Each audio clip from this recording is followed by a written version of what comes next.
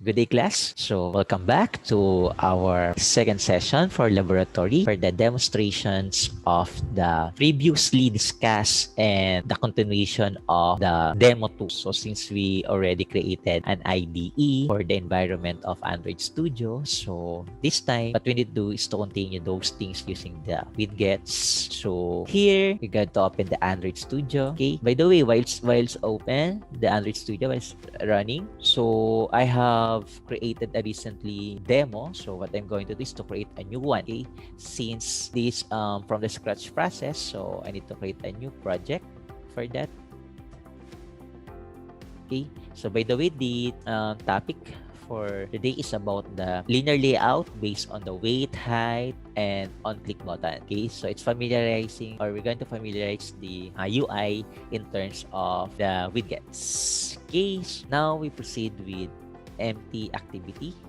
So we need to create the project. For the project name, okay, for example, is demo calc. Demo 2 rather. We have a demo 2 calculator. Yan. So it's the name, demo 2 calculator. So all I have to do, still the language Java, and then the minimum SDK, so it's perfectly, approximately, and perfectly 100% devices are working. So technically, so since working, I click finish. So I click finish. So the project's now loading. Okay, so here. So take note, if you have a recently created project, same as I did last night, so what I'm going to do is to close the existing project.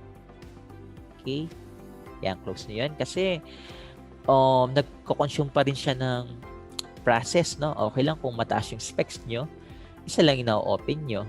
Kasi normally, tignan nyo, pagka in-store ko siya, so isa na lang siya, kaya na dalawa. Kasi na-open ko yung previously na ginawa ko. So, ito na lang to. Ito yung pinaka-latest. Okay? So, here we have the activity main.xml and main activity.java. Okay? So, what I'm going to do, so kailangan ko makita yung, ito yung sa code, no? Then, this one is for split design. So, split ko na lang siya. Para at least, nakikita nyo yung layout. Ayan. Can you see now? Okay, so from the scratch, ang gagawin po natin, kailangan wala munang hello world.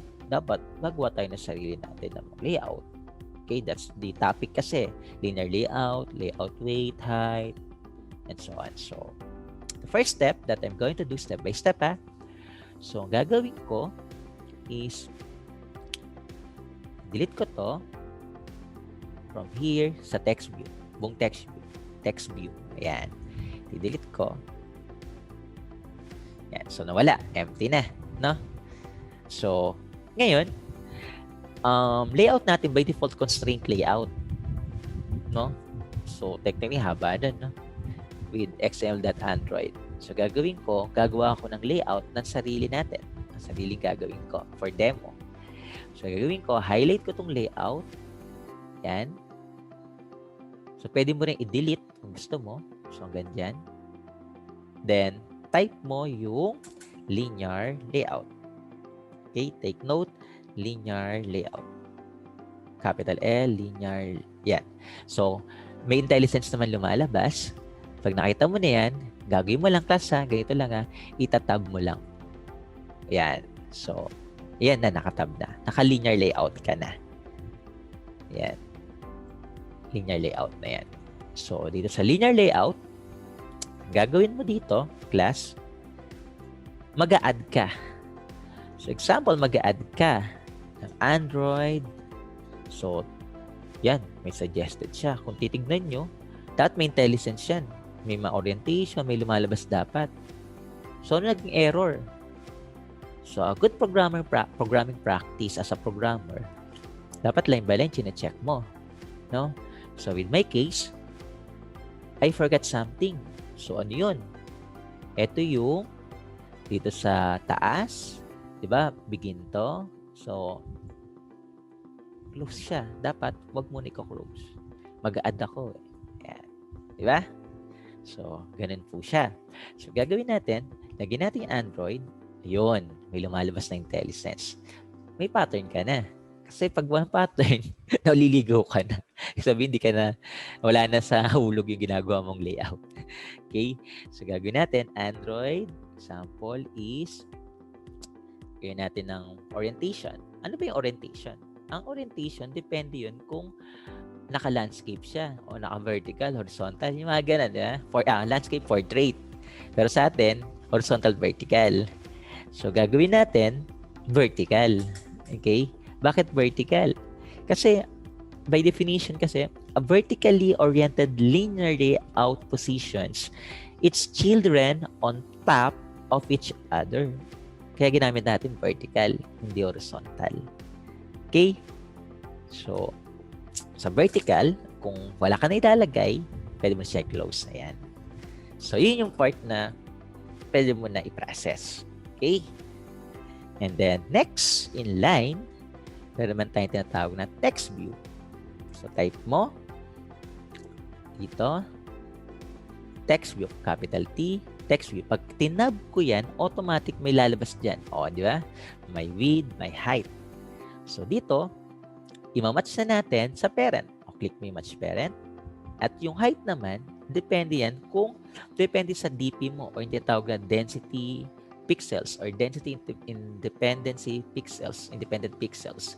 So, pwede natin ilagay yung DP, yung SP, scalable pixels, yung mga yan. So, to give you an overview, so based on my research, so sa pixels, so ito siya, PX for pixels, in for inches. Yan. By default, 1 inch equivalent to 2.24 centimeters, millimeters, and so on.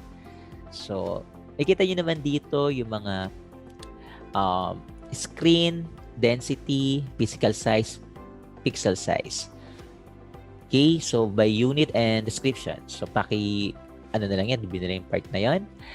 So, here, we have the example, I set 250 pixels.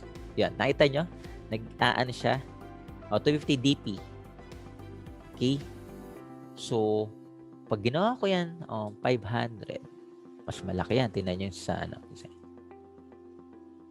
Asan na ako? dp. So, example is 500 dp. So, yan. Ganda siya. So, syempre, gawin na natin half of 500. Gawin natin 250. Okay? Ayan. 250. Enough na yan siguro. Ayan. Pero nasa inyo, gusto nyo siyang i-adjust. Na-adjust naman yan. Okay? The next, Android. May width, may height ka na. Kailangan ko naman para magkaroon naman ng background yan. Okay? Pwede ko maglagay ng background. So, by default na yan yung mga nakas-insert sa kanya. May color primary dark, accents, and so on. So, pili ka na lang dyan. So, example, color accent. Tab mo lang. Yon, nagkaroon siya ng color dito. Na? So, after that, kailangan mo naman ng Android para sa text or the text size. Okay, ang text size, so set natin na SP niya is 48 SP. Yan, 48 SP. Para hindi masyadong malaki. Then, after the text size, kailangan natin set yung syempre kung may text ka, hanggang ilan, no? So, technically, hanggang ilang size na pwede mo siyang i-type. Yung tinatawag na maximum length. So, pwede natin yung maximum length. So, Android, max length. Yan, max length. Lumalabas, di ba? May IntelliSense. Tab mo lang. Ayan, max length.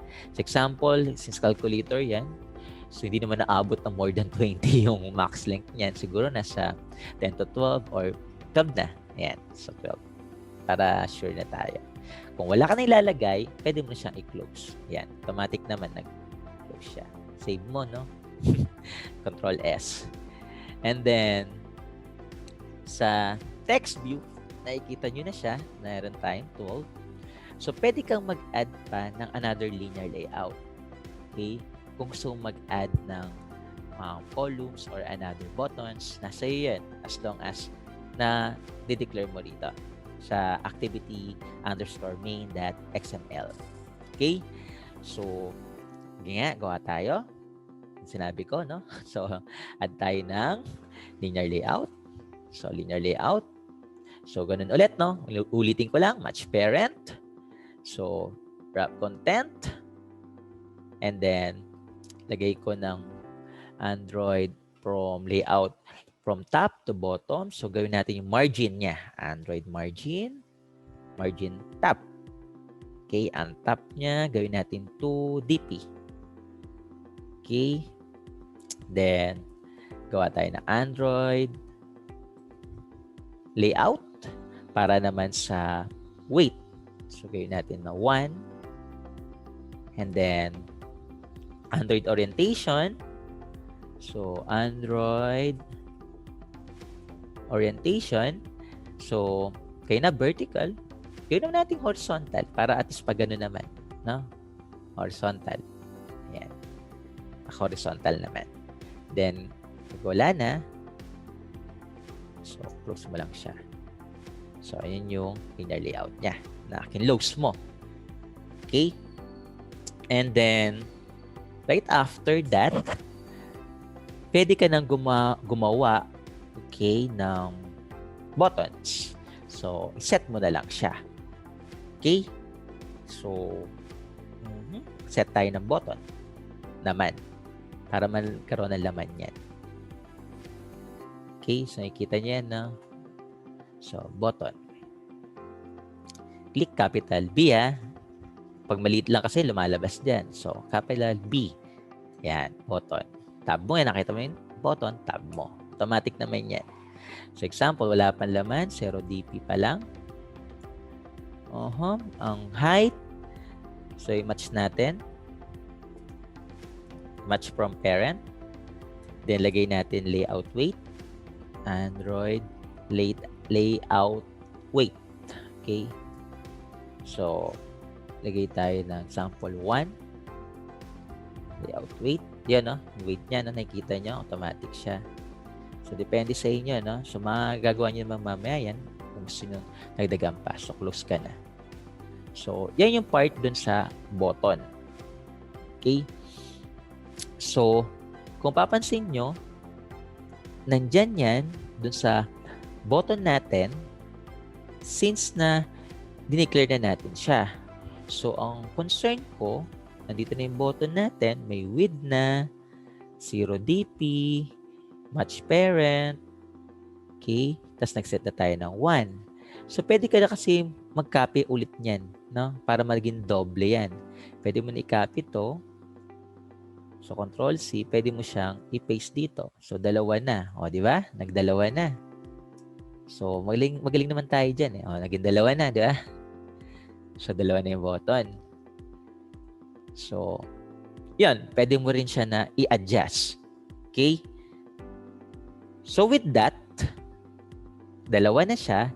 Kailangan naman natin mag-specify ng part na ilalagay natin yung text, no? Yung mismong text sa loob niya. Okay? So, example. Dito sa taas, lagyan natin ng ito ginagalaw ko, no? Ito.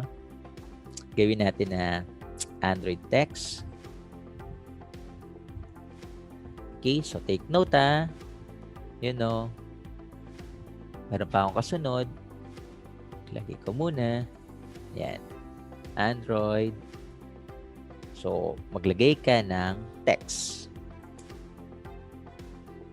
So, text natin, example is 7. So, magkakaroon yun. Nagkaroon ng 7. Okay? So, set mo lang siya. At least may laman. Okay? And so on. Pwede dito naman is sinet mo dito sa second button mo is Android O, syempre, tanggalin natin to. So, tapos yan. Yan. Tapos dito. Pwede mo na-copy yun actually. Dapat nga, tapusin muna natin lahat. So, pwede naman to is 8. Okay, natin 8. Ayan, nagkaroon ng 8, 7, 8. Okay? And so on. Kasi pagka na-perfect mo na isa, para di ka nabalik na balik, tsaka mo copy-paste lahat. No? Maganda, ayusin muna yung una. Para at least, dire-diretso na lang siya. Okay? Sige, ayusin natin yung una. Okay? O, delete ko muna to. Pag delete ko, isa lang matitira, ha? O, isa na lang, di ba? Yung 7 na lang. O, ayusin ko muna tong isa. So, maglalagay ako ng ID para at least hindi nakakalito. Hindi copy-paste ng copy-paste. At least, alam ko kung anong pangalan ng ID niya. Alam ko kung anong pangalan ng text niya. So, perfect natin muna yung button. Okay, sige. Lagay ko yung pinaka-ID. Android. Then, ID. So, dito, yung ID niya, by default, Alt plus ID, yung content ng name ng ID mo, click mo lang yan. And then, tawagin natin na button 7, example. 7 yan. So, kayo mag-specify ng ID, ha? So, basta variable, wag naman yung ASCII characters. Okay? So, para lang naka-identify na 7 yan. So, yun yung 7. O, di ba? Sige, tapusin natin. Ngayon, mag-identify ako ng ito na yung next topic, yung on-click. Siyempre, pag lumalabas niyan, na-close ko na. So, dapat hindi pa. Kasi mag-add ako Diba? So, Android. Yan. Android. Then, click. On-click. Yan. On-click. So, lalagay mo example, on-digit. So, name niya on-digit. So, don't be confused kung nag-red yan, ha? Kasi, hindi pa siya nako-call sa Java. So, kailangan sa Java, pag kinol mo yan, iset mo siya. So, para magkaroon yan, ito explain ko lang. By default na yan, no? Sa Java, isa-isa yan. Dito sa Android Studio, i-guide ka niya. So, nandyan na yan. So, layout na yan, by default. Ang gagawin lang natin, ipasok natin dito. Okay? So, magkakaroon mamaya yan. So, paano? So, dito sa activity, since na nag-error yon, meron ditong bulb na red. Tutulungan ka niyan. Asan na yung red kanina? Yan. So, gagawin mo, mag-create ka ng on-digit view in main activity. So, click mo yan. Then, okay. Automatic, napunta ka sa activity, nandito ka na sa public void on-digit. So, another method. May method ka na on-digit. Hindi ka na magta-type na isa-isa. Kasi sa Java, type ka ng type na isa-isa na yun talagang, plain Java. So, dito, at least, hindi na may hirapan. Nakapasok ka na dyan. Automatic. Okay? So, ang gagawin mo na lang, of course, ilalagay mo na dito yung program mo. Dyan, ito ni effort mo, syempre. I-declare mo yung toast sa method. So, T-O-S-T. So, zero na yung toast. Hindi mo alam yung toast. Siyempre, naguguluhan ka. So, may suggested bulb dyan. Okay? So, enter mo lang para ilalagay mo yung on-click button para mag-execute siya, mag-process siya. Kasi hindi naman assuming talaga that alam nyo na yung Java. No? So, with this, basically, ang ginagawa lang niya, is-throw lang niya yung click button. So, mangyayari is, additional action listener lang siya na process. Okay? So, dun siya gumagana ng execution. Okay? So, ang gagawin ko lang dun, i-click ko lang yan. Tingnan nyo double click ko lang yan or enter. Then, so, enter ko lang. Yun. Diba? Enter ko lang. Lumabas na. At kung papansin mo, naka-import na agad yung toast. Kanina wala. Diba? So, ang effort mo na lang, hindi mo na kailangan memory slot yan. Ang effort mo na lang, yung text dito, ilalagay mo kung ano gusto mong ilagay pag kinlik. Okay? So, example, ang pag kinlik yun, lalabas is button marks. Effort mo na lang to, no? Button marks. Okay? Button works. Nasa'yo kung ano gusto mo na yan. Okay? So, yan lang. Actually, ito lang in-effort mo na tinype mo sa code. Okay? So, kasi binibuild nila automatically yan. Okay? Kaya huwag kang magdi-delete dyan. Okay? So, yun lang. May gag-guide ka niya kung ano yung susunod na gagawin mo. Okay? So, tignan natin ngayon kung mag-red pa yung activity, ha? Puntahan natin. Nag-red pa ba? So, tignan natin. On digit, linear layout, main activity, end. So, save nga natin. Okay? So, kung titignan nyo, kaya nag-red yun dahil hindi pa natin nako-close. So, close natin. O, di ba? Di purely wala ng red. O, tingnan mo. O, di ba? So, ayun yung pinagkaiba niya. So, ngayon, sample natin, i-run natin para makita natin kung gumagana. So, run natin. Yan.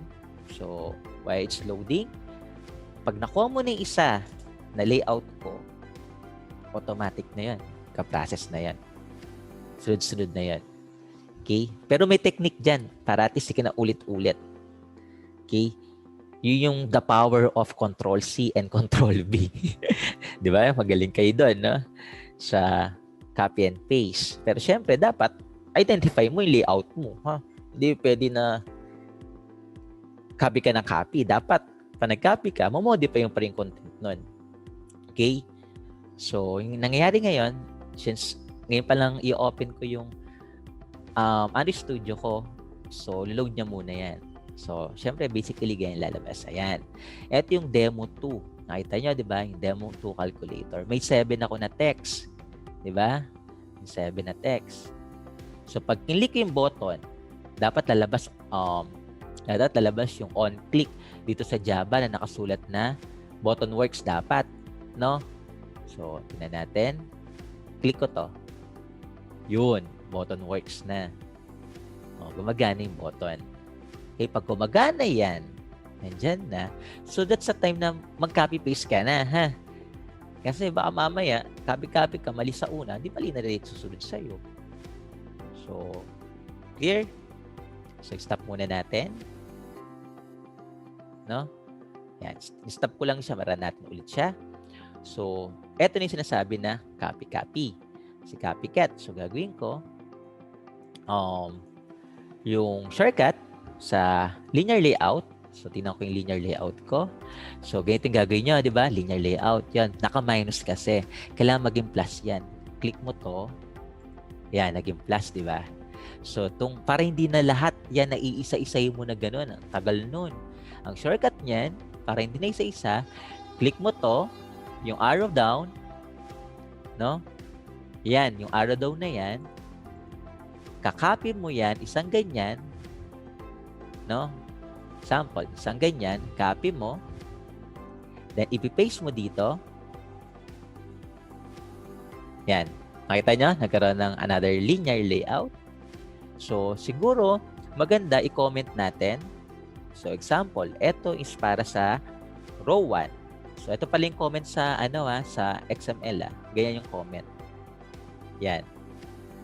Ganyan. Example, row 1. So, make sure na i-close mo yung comment mo. O, close mo. Para doon lang siya magko-comment. Ito yung first row. First row. Ito naman yung second row. Okay? Second row naman to. Row 2. Okay? And row 3 and row 3. Row 2, row 3, row 4. So, yan yung mga process niya. Pagka i-edit mo yan, o edit mo na dito, yung number niyan, kasi 7, 7 eh. No? Gawin mo naman siya na after 7, 8. No? Button 8. So, button 8. Dito ka sa dito. So, yung ID niya, papalitan mo ng button 8. So, dito, 8. Para maging 8. So, ganyan na yung layout niya, 7, 8. Okay? So, logic nun, no? Sample lang naman yan, na demo. So, kayo na yung susunod na gagawa nun. Na mangyayari, hatiin nyo na siya. Basta nandyan yung logic, ang magiging output, gusto ko yung calculator na itsura. Yun yung magiging exercise nyo. Okay, so at least na tour ko na sa inyo paano gawin siya na process. Then, ito yung magiging output niya.